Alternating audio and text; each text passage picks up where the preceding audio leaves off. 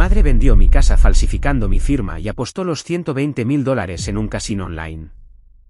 Lo perdió todo en una noche. Cuando la confronté, se encogió de hombros y dijo, era mío por haberte aguantado 18 años. Me llamo Adrián Vargas. Tengo 27 años y soy soldador industrial. Durante los últimos 3 años trabajé en plataformas petroleras en el Mar del Norte, a 40 kilómetros de la costa noruega, con olas de 15 metros y vientos que cortaban la cara como cuchillas de afeitar. 14 horas al día, 7 días a la semana, 3 semanas al mes. Sin bares, sin cine, sin abrazos.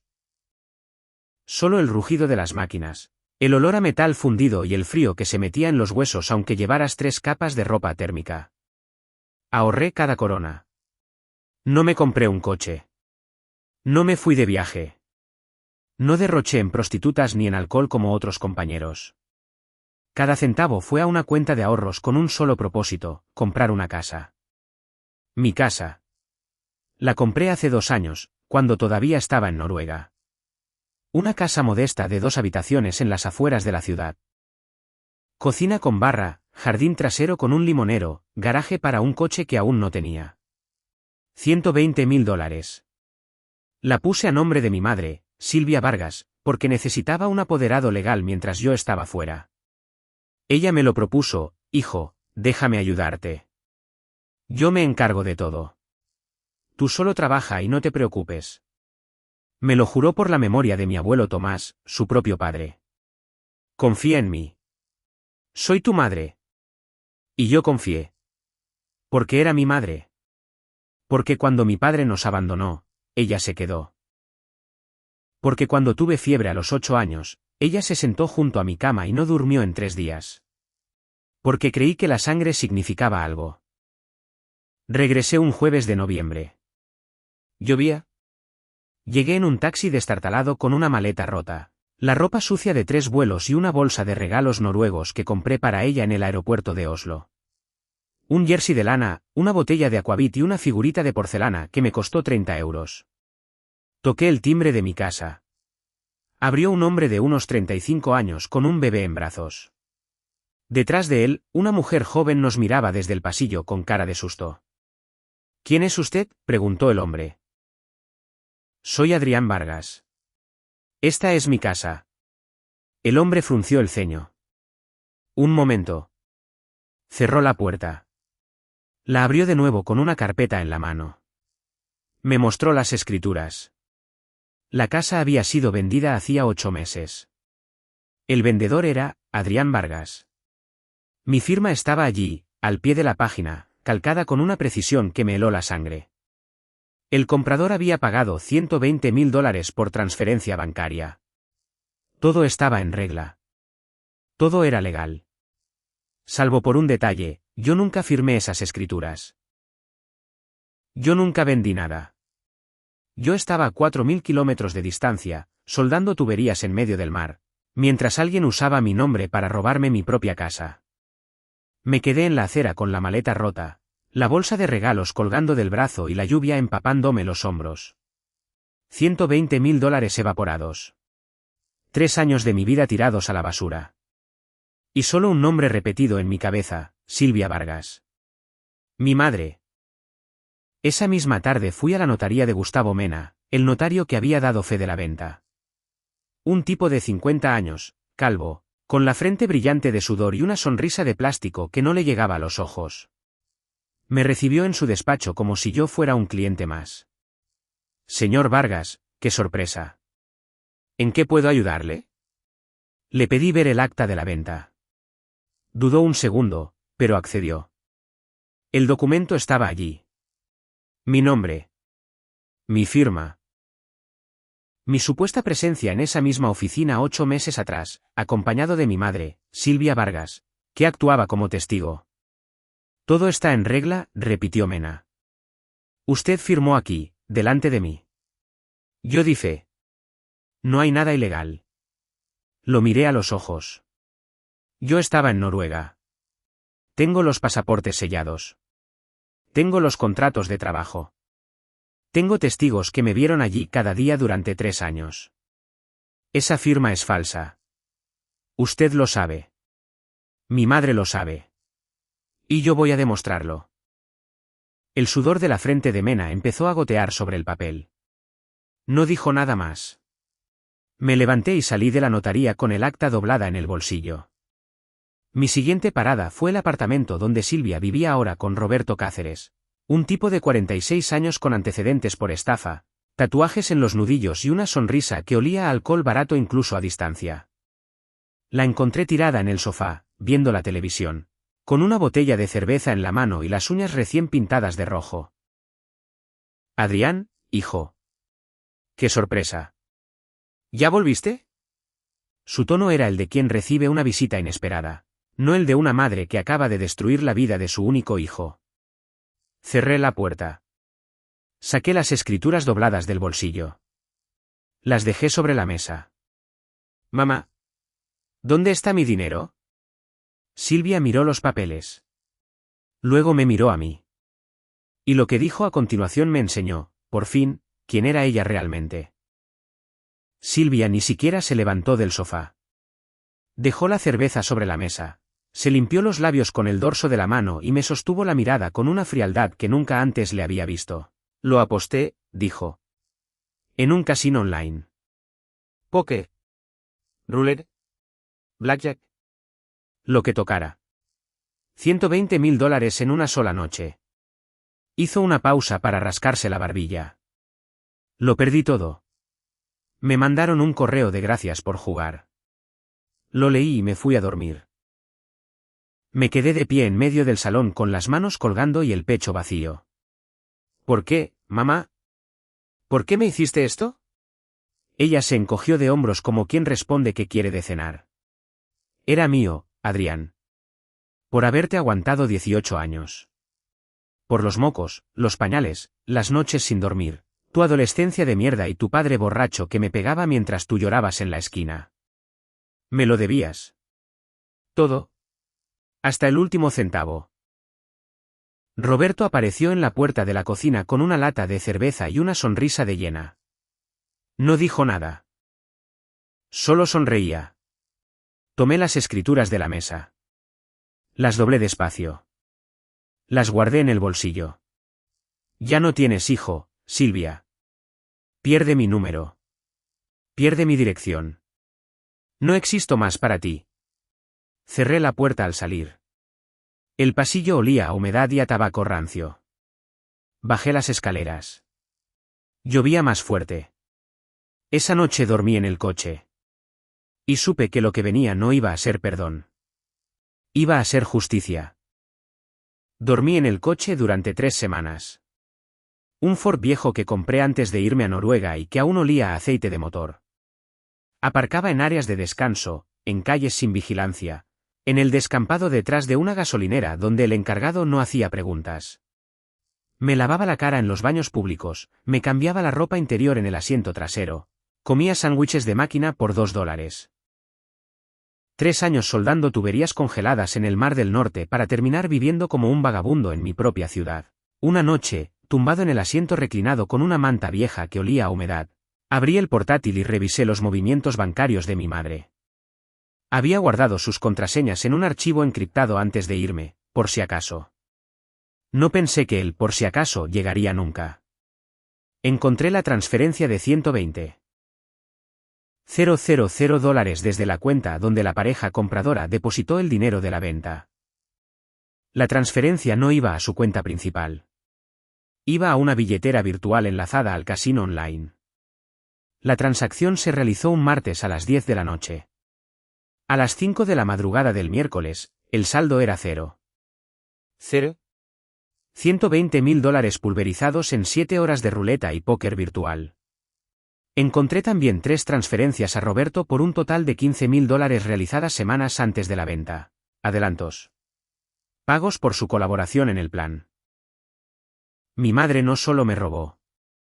Me vendió por cuotas. Una madrugada, aparcado frente a un parque infantil vacío, llamé a mis abuelos. Tomás y Rosa Vargas, 78 y 76 años. Hacía más de 2 años que no hablaba con ellos. Se habían distanciado de mi madre justamente por Roberto. Ese hombre trae problemas, le dijo mi abuelo a Silvia la última vez que se vieron. Ella respondió que no se metiera en su vida. Que Roberto la hacía feliz. Que ellos eran unos viejos amargados. Nunca más los llamó. Contestó mi abuelo al tercer tono. ¿Adrián? ¿Eres tú, nieto? Su voz temblaba. Le conté todo. La casa, la firma falsificada, el casino, la frase de mi madre, era mío por haberte aguantado 18 años. Al otro lado hubo un silencio largo. Luego oí a mi abuela Rosa al fondo preguntando qué pasaba. Mi abuelo dijo, ven, nieto. Aquí siempre has tenido casa. No necesitas llamar, solo venir. Conduje 2 horas hasta la casa donde crecí antes de que mi padre nos abandonara. Una casa modesta con un porche de madera, una mecedora vieja y un jardín con rosales que mi abuela podaba cada mañana. Rosa me abrió la puerta en bata y zapatillas. No preguntó nada. Me abrazó. Olía a canela y a pan recién horneado. Me preparó una sopa de fideos y me la sirvió en la misma mesa donde yo desayunaba de niño. Tu madre nos dejó de hablar hace 3 años. Ese hombre la cambió. O quizás siempre fue así y no quisimos verlo. Mi abuelo me dio un colchón limpio, una manta gruesa y una almohada que olía a lavanda. Duerme, nieto. Mañana empezamos a pelear. Esa noche no soñé. Por primera vez en semanas, no tuve frío. A la mañana siguiente, mi abuelo me llevó al despacho de Claudia Mendoza, una abogada de 42 años especializada en fraude inmobiliario. La oficina olía a café y a papel viejo. Claudia me escuchó sin interrumpir. Revisó las escrituras, los extractos bancarios, las capturas del casino online, los movimientos de la cuenta. Estuvo en silencio varios minutos. Luego se quitó las gafas y dijo: con esto presentamos una demanda penal por falsificación documental, suplantación de identidad, estafa agravada y asociación ilícita. Puedo meter a tu madre en la cárcel. También al notario. También a Roberto. También al tipo que suplantó tu firma. Hizo una pausa y me miró directamente. Pero necesito que sepas algo, Adrián. Esto no va de recuperar tu dinero. Ese dinero ya no existe. El casino no te lo va a devolver. Esto va de justicia. Y la justicia tiene un precio, tu madre va a odiarte para siempre. ¿Estás preparado para eso?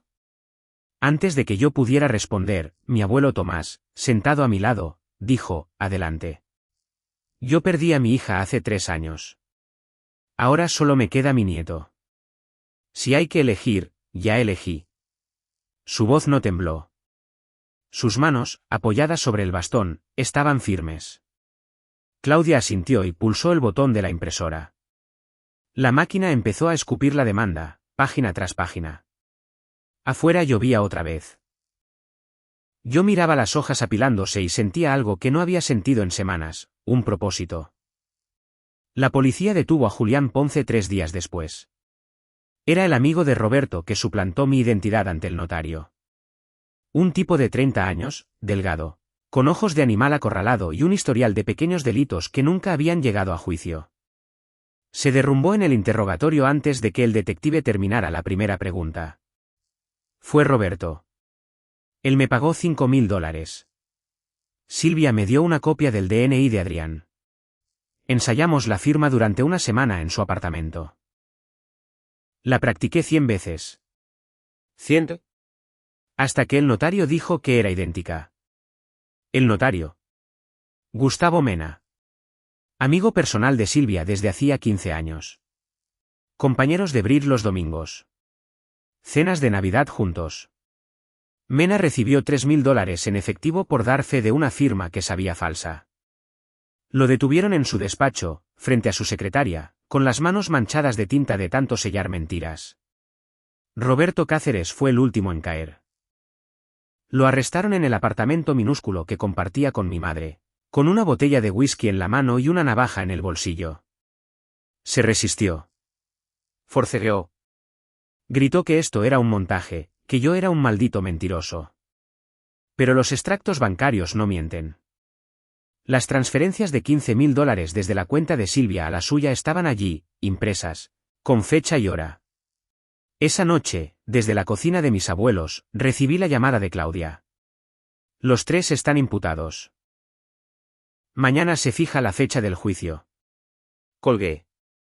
Mi abuela Rosa sirvió la cena. Sopa de fideos otra vez. Nadie dijo nada. Pero mi abuelo me apretó el hombro al pasar, y ese gesto valió más que cualquier palabra. La citación judicial llegó un martes a las 8 de la mañana. Un oficial de la corte tocó la puerta del apartamento minúsculo donde Silvia y Roberto vivían desde que vendieron mi casa. Mi madre abrió en bata, con el cabello revuelto y los ojos hinchados de dormir. El oficial le entregó 2 sobres. Uno para ella. Otro para Roberto. Silvia Vargas, Roberto Cáceres.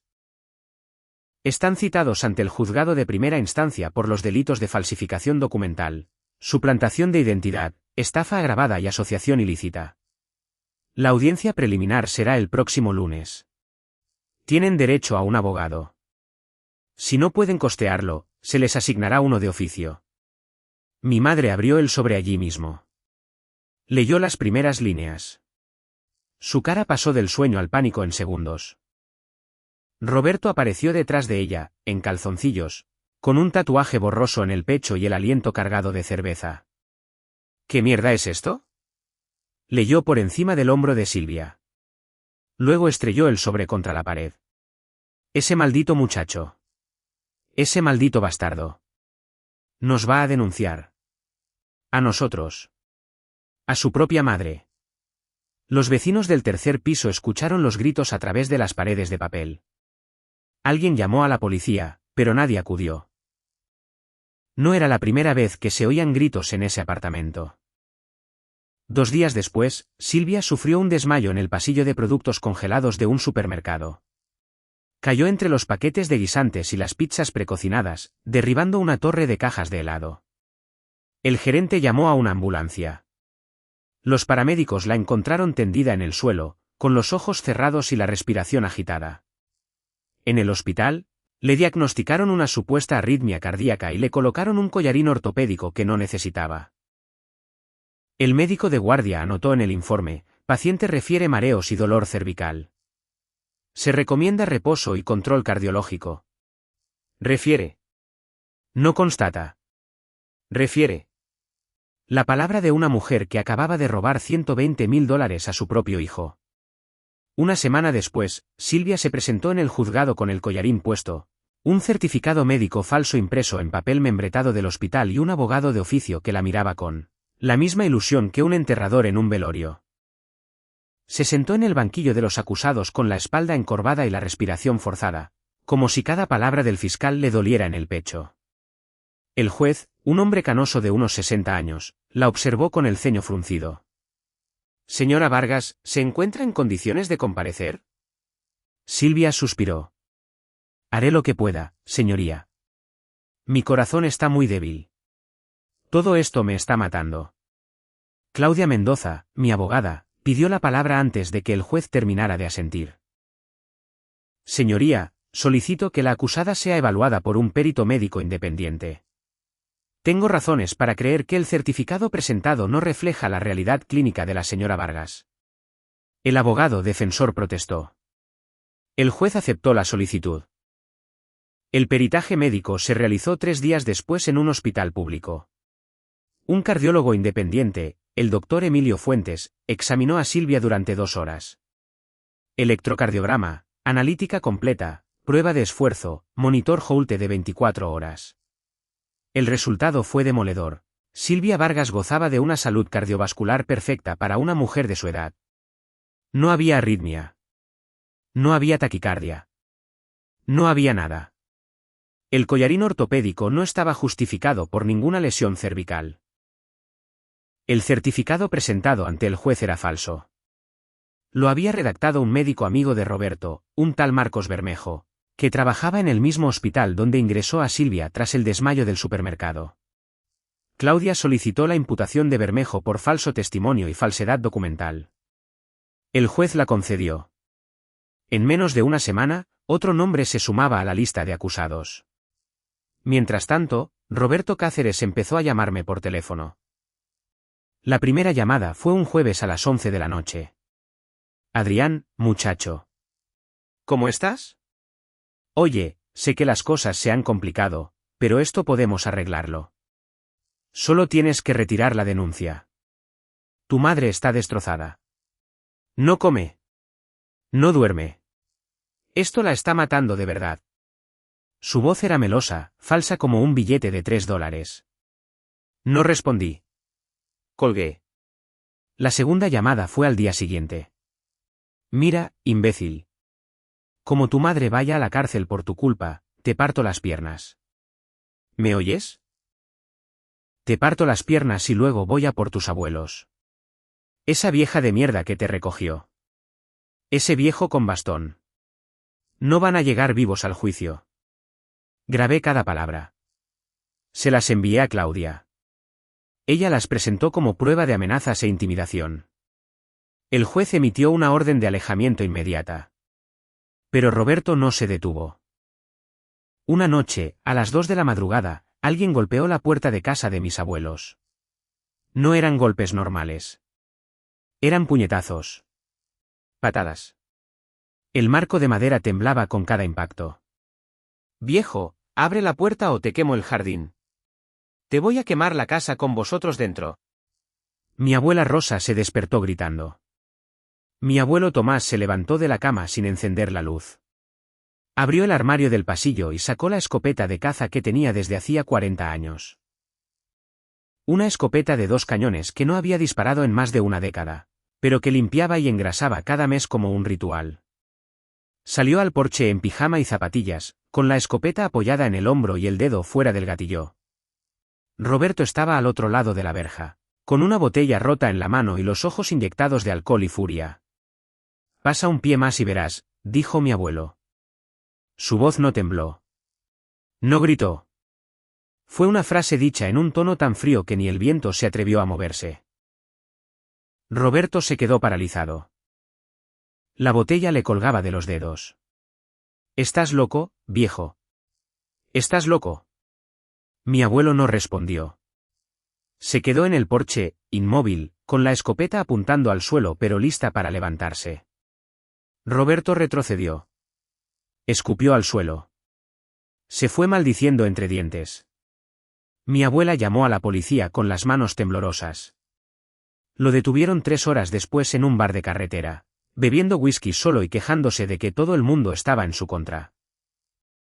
Las grabaciones de mis llamadas, los testimonios de los vecinos y la denuncia de mi abuelo lo hundieron. Sin fianza. Sin posibilidad de libertad condicional. Se quedó en el calabozo hasta el día del juicio. Silvia, al enterarse, envió un mensaje a mi abuela: mamá, ¿cómo has podido hacerle esto a Roberto? Es el hombre que amo. Rosa leyó el mensaje. Lo borró sin responder. Esa noche sirvió la cena en silencio. Sopa de fideos. Como siempre. Pero sus manos temblaban un poco más de lo normal. El juicio comenzó un lunes de febrero con un frío que calaba las baldosas del juzgado. La sala era pequeña, con paredes color crema desconchadas en las esquinas y un olor a papel viejo y sudor que se pegaba a la ropa. Silvia Vargas entró escoltada por 2 agentes, sin collarín, sin certificados falsos, sin teatro.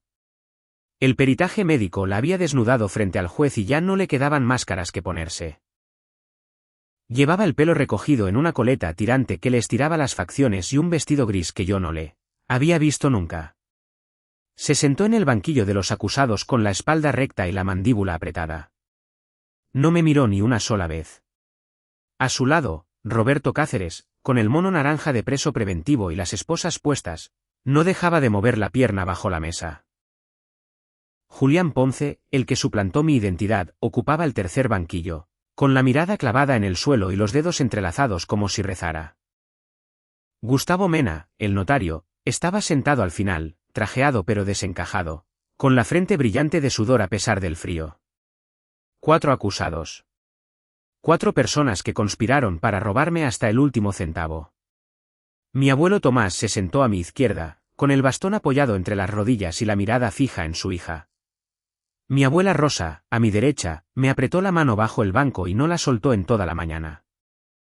El fiscal leyó los cargos durante 20 minutos. Falsificación documental agravada.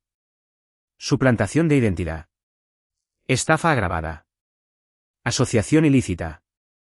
Las palabras resonaban en la sala como martillazos.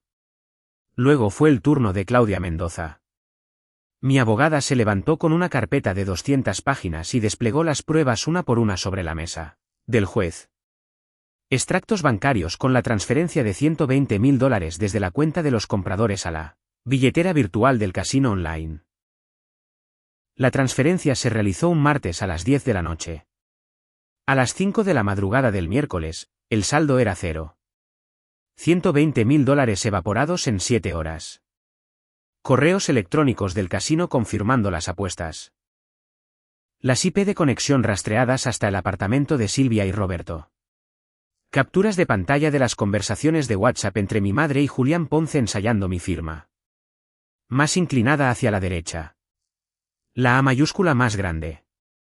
El trazo final más largo. 100 ensayos. 100 repeticiones hasta que la falsificación fue perfecta. Los mensajes entre Silvia y Gustavo Mena, el notario, pactando el precio de la firma falsa. Gustavo, necesito que me ayudes con esto. Son $3.000. Tú solo da fe. Nadie va a preguntar. Mena respondió, tráemelo el jueves a las 4. Y que sea rápido. Claudia leyó cada mensaje en voz alta. La sala estaba en silencio. Solo se oía el ventilador del techo y la respiración agitada de Roberto. Llegó mi turno. Me levanté. Caminé hasta el estrado. Juré decir la verdad. Claudia me preguntó cuánto tiempo trabajé en Noruega. 3 años. Plataformas petroleras en el Mar del Norte. 14 horas al día, 7 días a la semana. Me preguntó cuánto ahorré. $120.000. Cada corona que gané fue a esa cuenta. Me preguntó para qué era ese dinero. Para comprar una casa. Mi casa. La primera que iba a tener en mi vida. Me preguntó qué sentí cuando descubrí que mi madre la había vendido con mi firma falsificada. Me quedé en silencio unos segundos. Miré a Silvia. Ella seguía sin mirarme. Sentí que me moría. Sentí que 3 años de mi vida no valían nada. Sentí que mi propia madre me había matado sin necesidad de tocarme. Claudia me pidió que leyera en voz alta el mensaje que mi madre le envió a Julián Ponce la noche antes de la venta. Sacó una copia impresa. Me la entregó. Leí, mañana es el día. No te pongas nervioso. Tú firmas, yo sonrío, Mena da fe, y en una semana tenemos el dinero. Mi hijo está a 4.000 kilómetros. Nunca se va a enterar. Y si se entera, ¿qué va a hacer? Es un soldador. No es abogado. No tiene dinero. No tiene nada. Confía en mí. Mi voz no tembló al leerlo. Pero cuando terminé, mi abuela Rosa lloraba en silencio. Mi abuelo Tomás apretaba el bastón con las 2 manos.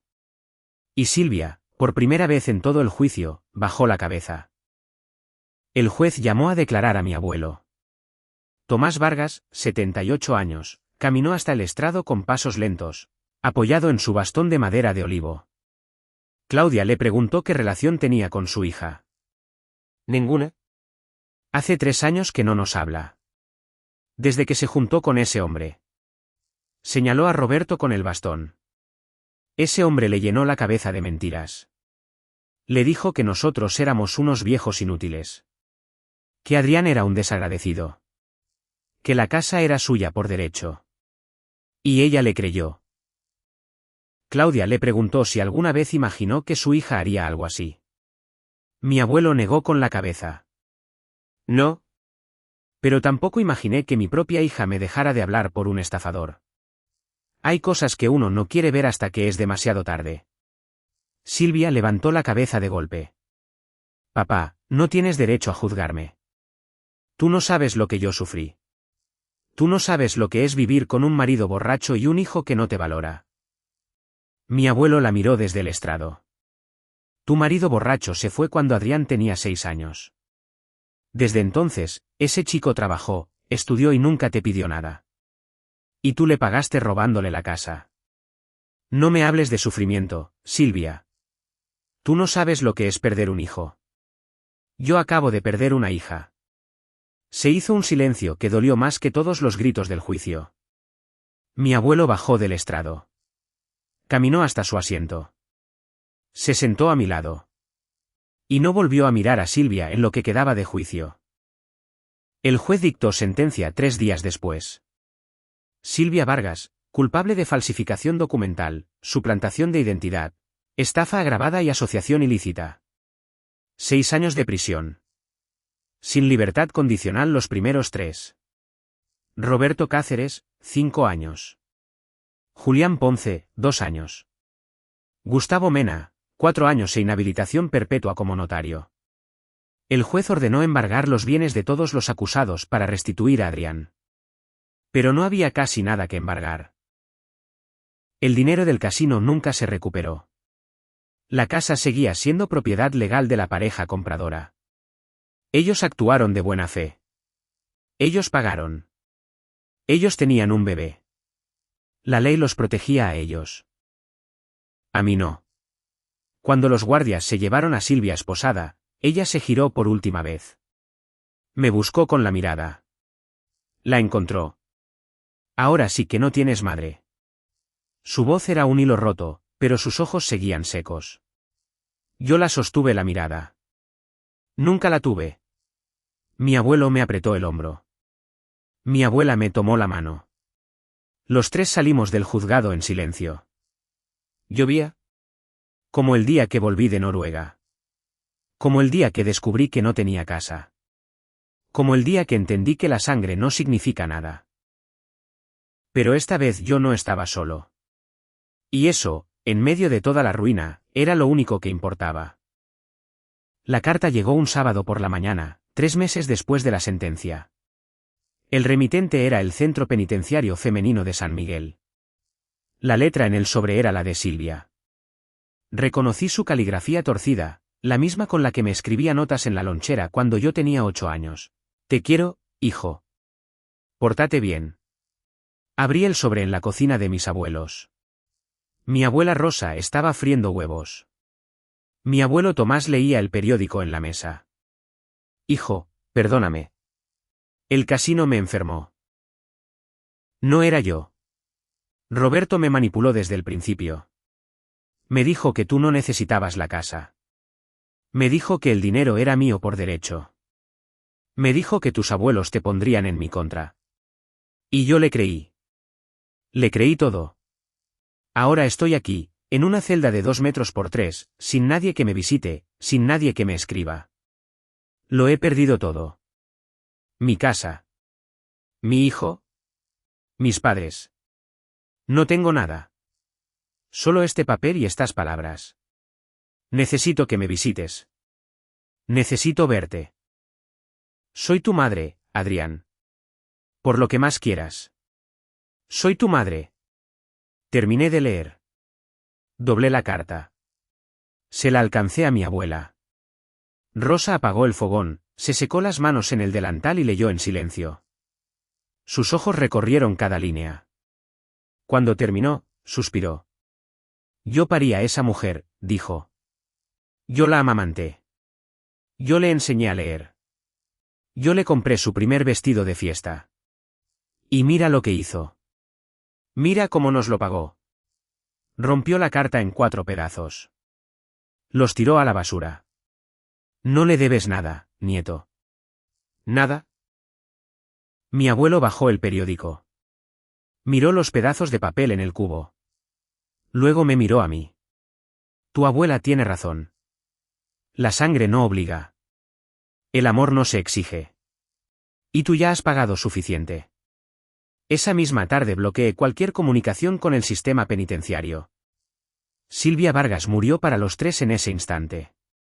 Su corazón seguiría latiendo en una celda durante 6 años, pero para nosotros ya no existía. Pasó un año.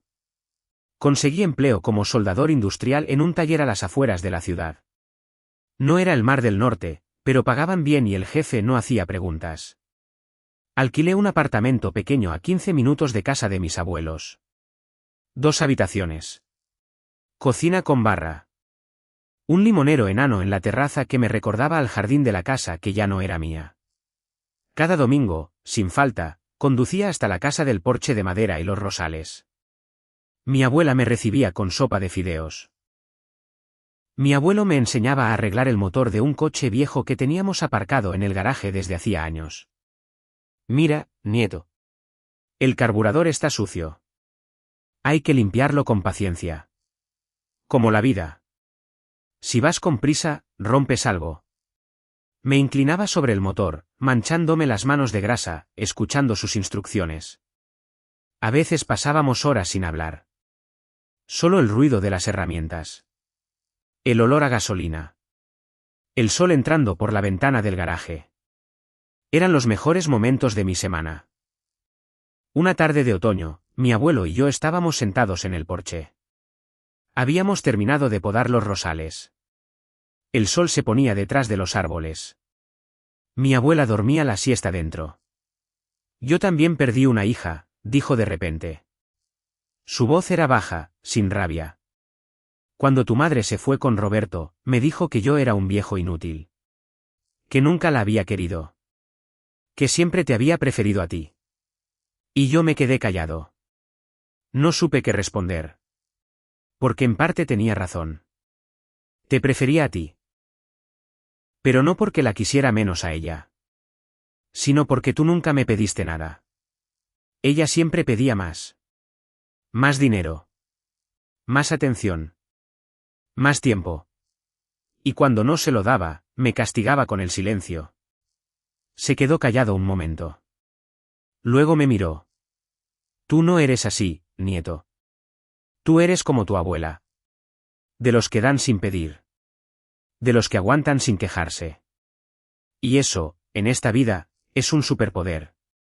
No supe qué responder. Así que no dije nada.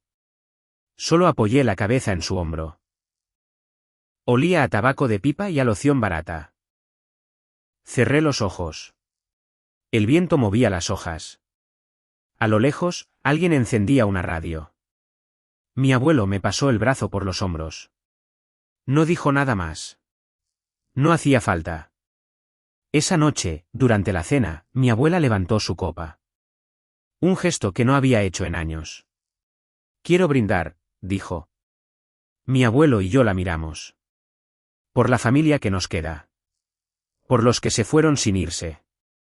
Y por los que se quedan sin que nadie se lo pida. Levantamos las copas. El vino era barato. La mesa era pequeña. La comida era sencilla. Pero el silencio que siguió no era triste. Era tranquilo. Como el agua de un lago después de una tormenta. Miré a mis abuelos. 2 personas de casi 80 años que lo habían perdido todo, una hija, una casa, la confianza en su propia sangre. Y sin embargo, allí estaban.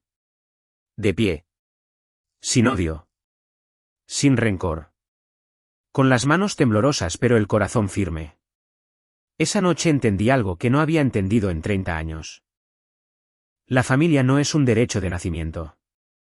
No es una cadena de ADN que te ata a personas que no te merecen. La familia es un contrato. Un pacto de amor que se firma cada día. Cada sopa de fideos. Cada tarde en el garaje. Cada noche en el porche mirando las estrellas. Y yo acababa de firmarlo para siempre. Hoy sigo trabajando como soldador. Sigo viviendo en mi apartamento con el limonero enano. Sigo visitando a mis abuelos cada domingo. Mi abuelo y yo terminamos de arreglar el coche viejo. Funciona. Lo sacamos a la carretera un sábado de primavera. Las ventanillas bajadas. El viento en la cara. Mi abuelo reía como un niño. Mi abuela, sentada detrás, nos regañaba por ir demasiado rápido. No hablamos de Silvia. No hablamos de la casa. No hablamos del casino. Todo eso quedó atrás, en la basura, junto a los pedazos de una carta que nunca debió escribirse. Ahora solo hay sopa de fideos. Motores que arreglar. Rosales que podar. Copas que levantar. La vida sigue. Y aunque nunca recuperé mi casa, recuperé algo mucho más valioso. Recuperé a mi familia. A la que importa. A la que se queda cuando todo arde. A la que te recoge cuando duermes en un coche. A la que te enseña que la sangre no significa nada, pero el amor significa todo. Mi abuelo lo dijo una vez en el porche, la vida es como un carburador sucio. Hay que limpiarlo con paciencia. Si vas con prisa, rompes algo. Yo ya no tengo prisa. Ya no estoy roto. Y mi madre, donde quiera que esté, ya no puede hacerme daño. Porque ya no es mi madre. Es solo una mujer que un día me parió. Y eso, en esta vida, no significa absolutamente nada.